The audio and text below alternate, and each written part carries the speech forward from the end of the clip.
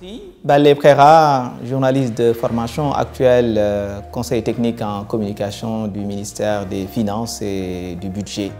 Effectivement, c'est une situation inédite, une crise multidimensionnelle qui est partie d'une crise à partir de la maladie du Covid-19 ou coronavirus qui a impacté toute l'économie, toutes les dimensions, toutes les activités et freine actuellement même la marche du monde.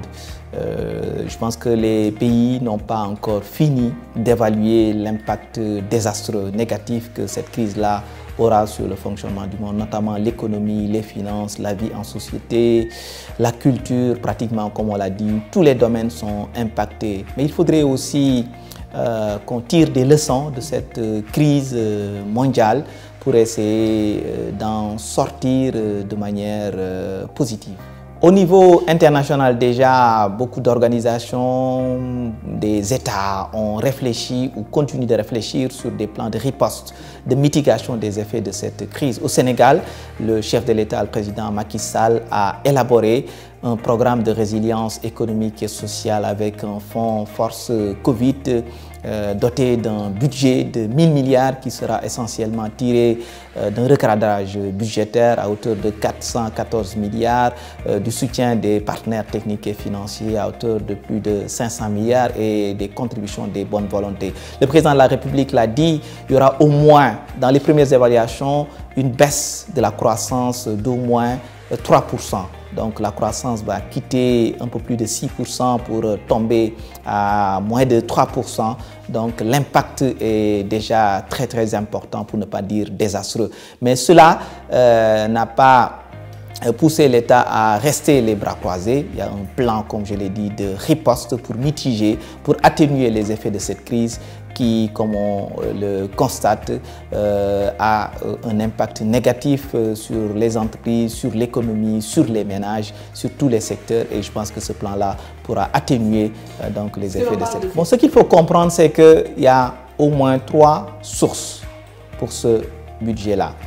Pour les contributions volontaires, donc les bonnes volontés, on a déjà plus de 10 milliards. Mais il faut voir aussi qu'il y a une bonne partie, comme je l'ai souligné tout à l'heure, qui va venir d'un recadrage, d'une réallocation de notre propre budget, qui était de plus de 4000 milliards. Donc au moins plus de 414 milliards dans une première évaluation vont servir à atténuer. On aura le paiement de la dette intérieure, les remises fiscales, vous avez vu l'électricité, les efforts importants que le président a fait. Et de même que pour l'eau, vous avez vu les vivres que l'État va acheter à hauteur de plus de 69 milliards. Donc beaucoup de fonds vont être dédiés carrément, et même pour le volet purement sanitaire, au moins 64 milliards. Pour dire que voilà, ces ressources qui viennent du budget à hauteur de 400 milliards seront consacrés à ce plan de riposte, mais aussi les partenaires au développement, les partenaires techniques et financiers qu'on appelle bailleurs de fonds, qui vont contribuer au moins à hauteur de 500 et quelques milliards. Le FMI, la Banque mondiale, la Banque islamique de développement, la BAD, la BOAD, on attend aussi l'Union européenne. Pour dire que cette mobilisation est en cours et il y a de bons espoirs, il y a de bonnes perspectives pour mobiliser ce fonds-là. Et vous avez vu toute l'adhésion qu'il y a eu autour du chef de l'État pour mettre en œuvre ce budget-là, et les bonnes volontés, les Sénégalais lambda ont contribué pour financer ce budget qui, espérons-le, pourra mitiger les effets néfastes de cette crise multidimensionnelle. 302 milliards seront consacrés pour le paiement à effet immédiat de la dette intérieure. Ça va être donc de la trésorerie pour ces entreprises et notamment les PME pour pouvoir faire face à leurs charges. Et l'État est disposé à les appuyer, à les aider pour qu'il n'y ait pas de licenciement, pour qu'il n'y ait pas de chômage massif. Et nous pensons que le secteur privé, avec le soutien de l'État, pourra traverser avec moins de dégâts cette crise, cette tension, ces difficultés qui sont inédites. Mais je pense que c'est le moment aussi pour ce secteur privé d'apprendre, de penser déjà l'après-crise. Il ne faut pas attendre que la crise s'achève pour voir comment il faudra agir, mais c'est dès maintenant, durant la crise, que l'État, les entreprises doivent réfléchir à l'après-Covid-19, parce qu'il y aura forcément un après-Covid-19 qui nous permettra de nous réadapter, de donner plus de poids aux équipements sanitaires, plus de poids à l'entrepreneuriat, plus de poids à la production nationale pour être moins dépendants.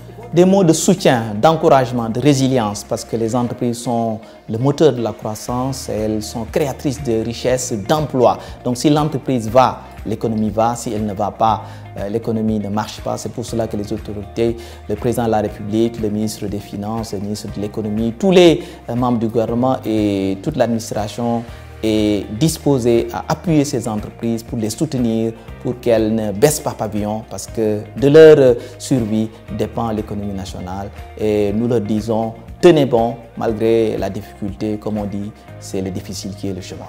Merci. Et je voudrais également en profiter pour féliciter Setup Business et vous encourager pour cette importante initiative que vous avez prise pour soutenir l'entrepreneuriat, les finances, l'économie, parce que c'est la voie. Merci.